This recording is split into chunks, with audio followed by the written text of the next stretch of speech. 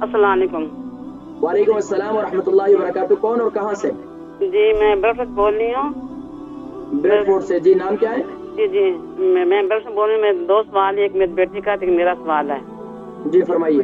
جی میرے بیٹے کے جو ہے نا اس کو کام نہیں جاتا نا، فلو بہت زیادہ رہتا ہے ایسا۔ اچھا بیٹے کی عمر کتنی ہے؟ بیٹے کی عمر ماشاء اللہ 3 سال ہونے گیا ہے، 30 سال کا۔ 30 سال کے۔ اچھا شادی شدہ ہے؟ اس کو تھائرائیڈ بھی ہے نا، فلو جاتا ہی نہیں، چیخے بہت زیادہ مارتا ہے۔ ٹھیک ہے۔ اچھا یہ بتائیں کہ وزن کتنا ہے ان کا؟ ان کا وزن تو نہیں پتا، لیکن وزن ہوگا ان کا ماشاء اللہ 55 گرام ہوگا۔ اچھا ہمیشہ ریشے کی شکایت رہتی ہے؟ نزلہ ان کا باہر بہتا رہتا ہے یا نہیں بہتا؟ ٹھیک ہے، نزلہ نہیں اس کا باہر بہتا نا، چیخے بہت زیادہ مارتا ہے۔ اچھا اب اس کے لیے نسخہ نوٹ کر لیں۔ اس کے لیے ایک تو ان کو آپ جو ہے اسٹیم دے، یعنی کہ اس میں لونگ تقریباً 8 سے 10 لونگ ڈالیں پانی کے اندر، اس پانی کو اچھی طریقے سے ابالیں، اس پانی کی اسٹیم لیں، ان کو ایک تو اسٹیم دلوائیں۔ ایک کام یہ کریں۔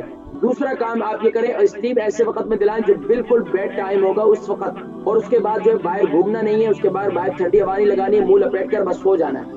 ایک کام۔